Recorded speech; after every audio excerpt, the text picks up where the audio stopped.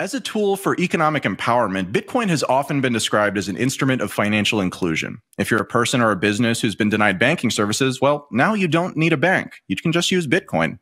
But is that really true? Alex, I'd like to start with you on this one. Whether in the first world or the developing world, can Bitcoin, and specifically how can Bitcoin help people who aren't already rich?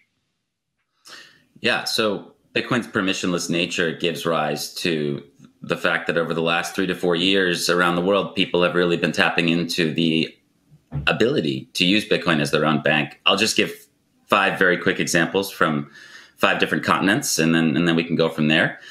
In Manila today, in the Philippines, country of almost 100 million people, there are many brick and mortar stores where you can receive remittances from your family that obviously is not rich. They have to leave the Philippines to work in some other country. And then they send money back to you, and you can receive that Bitcoin in the form of Bitcoin or in the form of pesos at these little stores. So it's obviously helping people who are not rich there.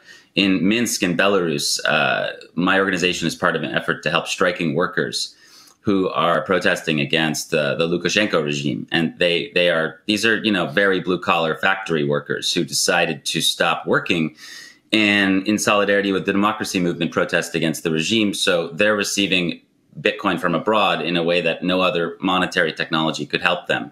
And they're using that to feed their families while they protest. In Lagos, in the capital of Africa's largest country, there are hundreds of thousands of people now opting into Bitcoin. The numbers from just one exchange alone, Paxful, are more than 1.3 million as of a few months ago. And people are increasingly using Bitcoin to do, cross-border payments. They have family working in the United States. That family may, that family may only be able to earn cash. So they may do stuff like they may buy gift cards with the cash they earn in America at Walmart, and then they use WhatsApp to send the gift card over to Lagos, and then their family sells it for Bitcoin, and then they use that as a savings account. That all happens in just a few minutes, what I just described. Mm-hmm.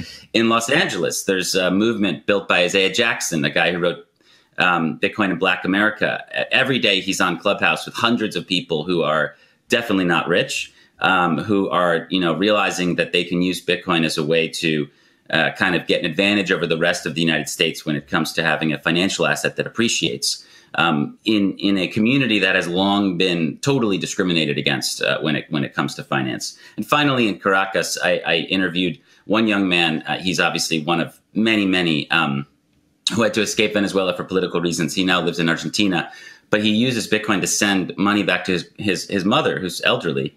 And then she uses that as a savings account, preserves her wealth, and then she sells it into local money when she needs to buy stuff at the grocery store. So those are just a couple examples of how Bitcoin, this is not a theoretical question, is already helping people who are not rich around the world.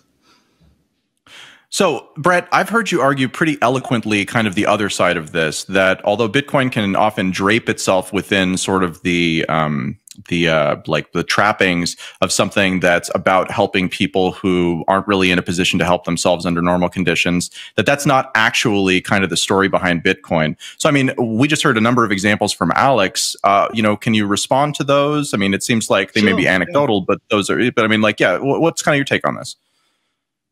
So me and Alex have had many kind of Twitter debates about this, but I think our disagreements kind of fall into probably 2 categories. On the one hand, it is individually those cases are undeniable. All right. So if you take a small slice of an economy or a small kind of individual situation, let's say a microeconomic situation, perhaps, then those situations can play out. And on a small scale, those work. I tend to look at things on a large scale. So what would actually happen if large numbers of people started to do that action, right? Which is a slightly different thing. Now, it's individually, I would not dispute any of those examples that Alex gives. I mean, I myself have used Bitcoin for those things that he mentions, right?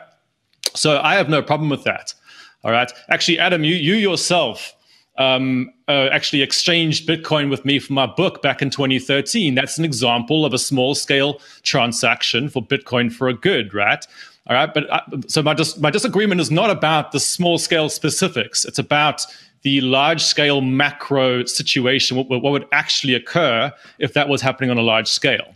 So what is actually happening in the Bitcoin system right now is that it's a movable digital object priced in money that you can move around, and that has limited use cases. For example, you can use it for remittances, as Alex mentions there. You could buy this object for money and then resell it on the other side to transfer it back into money. That's a remittance process. There's many things you can do.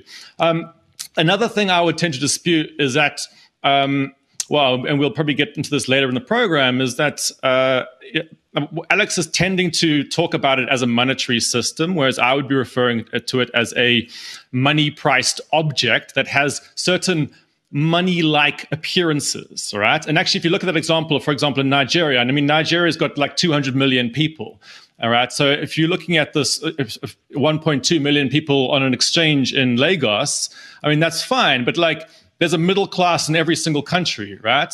My family's from Zimbabwe. I grew up in South Africa. And I've spent lots of time in places like Nairobi. There are middle classes in these countries that have savings and they buy financial assets of various sorts, right?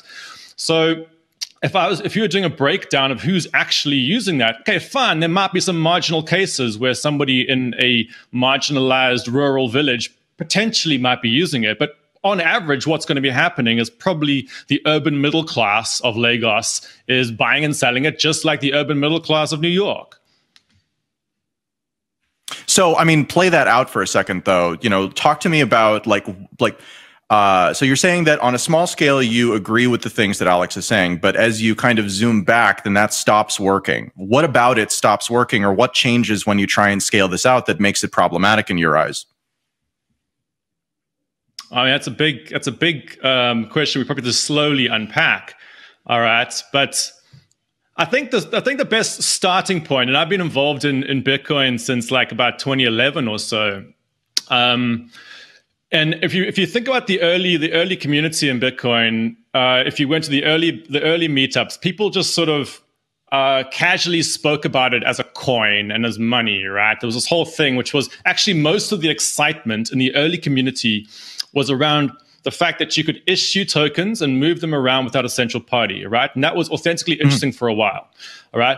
But I kind of like moved on from that at some point. I was like, okay, well, what is this thing that you're issuing and moving around, all right? It's fine that you've developed a fascinating censorship-resistant, permissionless way to move digital objects around, but let's ask ourselves what this object actually is. And when you start to do that analysis and you start to dig deeper, you soon discover that the object, if you strip it of its branding and its linguistic content, so you take away the term coin, you take away the monetary branding, you're left with basically something which is extremely ambiguous, all right?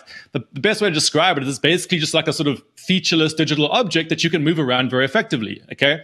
Now, what's happened is that object has turned into a type of collectible which you can buy and sell for money, but this collectible has money-like branding, which constantly confuses people. So they keep on talking about this process of transferring this money-priced object as a process of transferring money, which is a separate thing, all right? And this is, when you actually start to analyze the monetary dynamics of the system, it's incredibly crude and struggles very, very deeply, which we can go into more details about that. But that's the starting point is to not call them cryptocurrencies, call them crypto tokens until they're actually proven to be a monetary system. So, Alex, let's bring you back into the conversation here. You know, like when we're talking about collectibles, when we're talking about money-like objects, like in practice, does that matter? Like, is it about functionality, or is the fundamental aspect of the thing important here? Yeah, I mean, obviously, I'm going to argue that the semantics don't matter to the people that use it. They just don't care. I mean, most people who use Bitcoin do not have any sort of expertise in monetary history or monetary linguistics or whatever. The point is that this gives anybody who has an internet connection access to money that governments cannot debase. And maybe that's not that big of a deal for people who live in Germany or the UK or Japan or the United States, or who have the luxury of living under a reserve currency. But remember, only 13% of people in the world live under a reserve currency and a liberal democracy with property rights and free speech. That's only 13% of the world's population. More than 7 billion live under either an authoritarian regime or a country with high inflation. And I mean, there's just so many countless examples. And, the governments in these countries actively steal from people, mainly poor people. I mean, rich people during a high inflation period are fine. They can take out loans and they can watch the loans disappear in their local fiat currency. They'll figure out a way to survive. You've seen this throughout history constantly. But poorer and middle class people get totally toasted, okay? And this gives them an opportunity to take some of their hard-earned time and energy and put it into a money that's not going to disappear over 2 years, 1 year, 30 days, overnight, depending on how bad the inflation is. So no, I don't think that the semantics we use really matter here. So, turning the conversation briefly to CBDCs, one of the kind of questions has been that, when you look at something like Bitcoin, as Brett has been saying, it's an asset that can kind of fill a couple of different buckets, right? It's sort of branded around the idea of currency, but it's kind of a little more complicated than that once you get into it. CBDCs appear to take this concept and make it very explicitly about currency because they're, going to be issued by the countries and by the entities that typically issue currency. So, what are kind of your thoughts broadly on CBDCs? And then Brett, we'll throw to you for some thoughts on this. Sure. I think CBDCs are inevitable. One of the primary reasons is that governments are frustrated with their lack of control over payments. You're seeing this most aggressively in China, where if you read the news right now, you're watching a fight, basically, where the government is ostensibly, if you believe it, not able to get all the information they need from these tech titans on payments. So the PBOC and the CCP are creating, hopefully for them, a payment system that gives them total control and kind of pushes back the corporate sector a little bit. So this is like a struggle for the public sector to regain some control over the private sector. And Brett has written very eloquently about these different tiers of money, and I would recommend everybody read his work on this. And now you're watching a conflict there. The thing is, CBDCs, ultimately are just going to be mechanisms of control and surveillance to different degrees in different societies.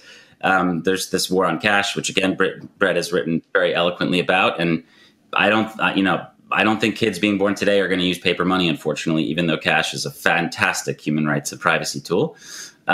So when we look at the digital future, for me, I think we have these CBDCs, which are going to become increasingly dominant. We're going to have corporate money, which will, of course, always exist, and obviously is dominant today. But people will have another option, I believe. And CBDCs can't really compete with Bitcoin. The main reason they cannot compete is that their purchasing power will go down over time, and Bitcoin's purchasing power goes up over time. So they can't compete there. And Bitcoin also has transactional freedom from the state that CBDCs will never have. Perhaps CBDCs will boast, privacy from thieves and other people, but they will never boast, privacy from the state.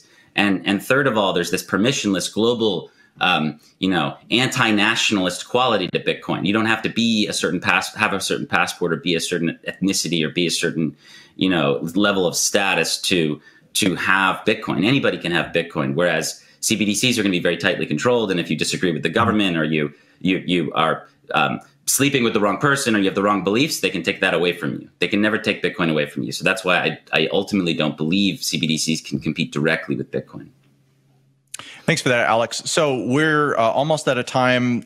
Brett, you got 90 seconds. Tell us what you think about Alex's answer. Tell us what you think about CBDCs broadly and the war on cash.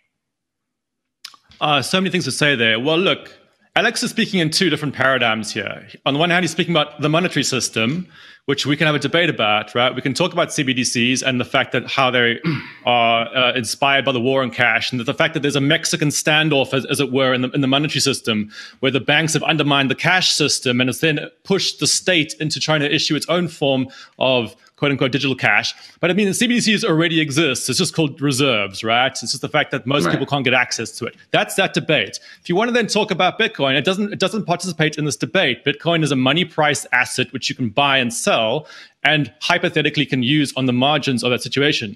So part of what we can get back to this after the break is, you got to be speaking in the same paradigm when you're having these debates. I mean, I used to work in inflation derivative markets. I understand how inflation hedging works, all right? But things that are in the inflation hedging markets are not monetary systems. There are things outside of the monetary system, and that's where Bitcoin is operating. So you can't use it to talk about the problems of CBDCs. It's not in the same category.